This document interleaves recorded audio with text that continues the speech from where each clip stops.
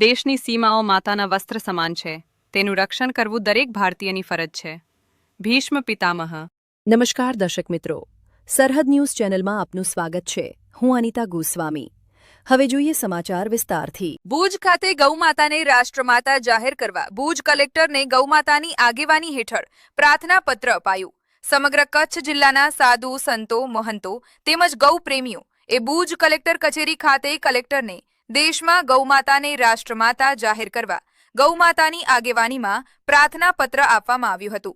વહેલી સવારે 8 વાગે ટાઉન હોલ ખાતે શ્રી રામ જય રામના નારા સાથે ગૌમાતાનું શાસ્ત્રોક્ત વિધિથી પૂજન કરવામાં આવ્યું હતું.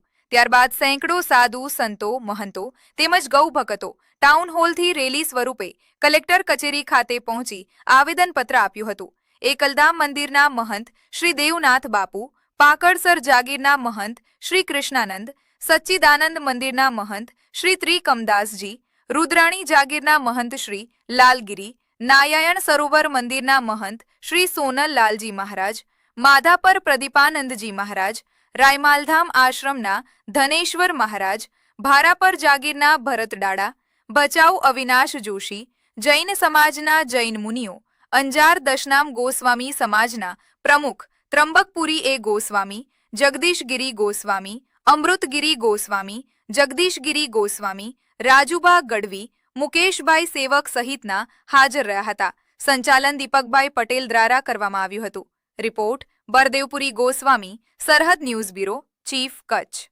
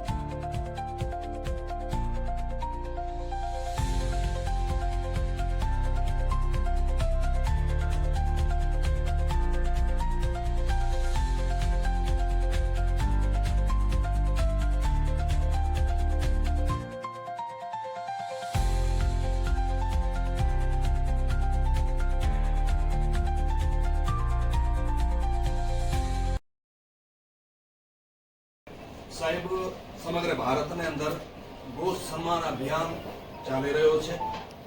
પહેલા તબક્કાની અંદર દરેક ભારતના તાલુકા મથકે નિવેદન પત્ર પણ, આ બીજા તબક્કે સમગ્ર ભારતના જેટલા પણ જિલ્લાઓ છે દરેક કલેક્ટરને આજે આજ્ઞાપન સોંપ્યો છે અને એની અંદર માંગ કરી છે. સમસ્ત સનાતનીઓની, હિન્દુઓની માંગ છે.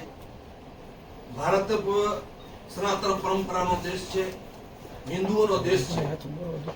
આ દેશની અંદર 80% હિન્દુ સમાજ રહે છે અને હિન્દુ સમાજ એ ગાયને માતા માને છે, મા માને છે.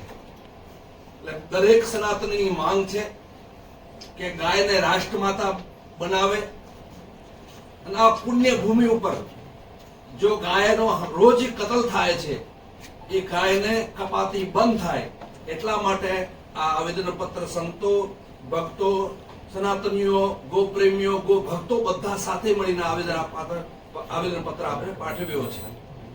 અગર આ કામે નહીં કઈ સુનાવણી થાય તો ત્રીજો અમારો તબક્કો છે કે મુખ્યમંત્રીને આવેદનપત્ર આપવાનો સમગ્ર ગુજરાતના લોકો સાથે દરેક રાજ્યોમાં. અને અગર એમાંય કામ નહીં થાય તો છેલ્લે અમારું છે દિલ્હી. એટલે દિલ્હી પછી અમે બધા જ સાધુ સંતો, ગૌ પ્રેમીઓ, સનાતનીઓ સાથે મળીને અને દિલ્હીમાં અનશન ઉપર બેસવાના છીએ. તો તો અમારી માંગ છે આપના માધ્યમથી મુખ્યમંત્રીને અને રાષ્ટ્રપતિને, રાજ્યપાલને અને દેશના વડાપ્રધાનને આપ આ અમારી જો નિવેદન પત્ર છે આપ મોકલશો. અમારે આ બધાની સનાતનીઓની પ્રાર્થના અને વિનંતી છે. અમારું આંદોલન છે એ આંદોલન કોઈ પણ પ્રકારની હિંસા વિહીન છે. આ આંદોલનમાં એક પણ રૂપિયાનો ફંડ ફાળો કોઈ ઉઘરાવ્યો નથી. દરેક વ્યક્તિ જેટલા છે એ પોતાનું કામ માની અને પોતાનું કોન્ટ્રીબ્યુશન છે એ આમાં આખા અભિયાનમાં જોડ્યું છે. એટલે અમારી આ માંગ છે, અમે કોઈ પ્રકારનો હિંસા કરવા માંગતા નથી, નથી કોઈ વાક્ય બોલતા, નથી કોઈ સ્લોગનો કર્યા. શ્રીરામ જય રામ ને અમે ધૂન બોલી છે અને ગૌ માતા માટે જેટલા પણ હસ્તાક્ષરો છે એ હસ્તાક્ષરો પાસે અમે લાવ્યા છે. તો અમારે આ ભાવના છે ત્યાં પહોંચાડો, કારણ કે સરકાર પણ અમારી છે, આ દેશ પણ અમારો છે. તો અમારી આ પ્રેઝન્ટેશન છે એ સંપૂર્ણપણે અહિંસક છે એ વાત જરા સરકાર ધ્યાનમાં લે. અને સાહેબ હસ્તાક્ષર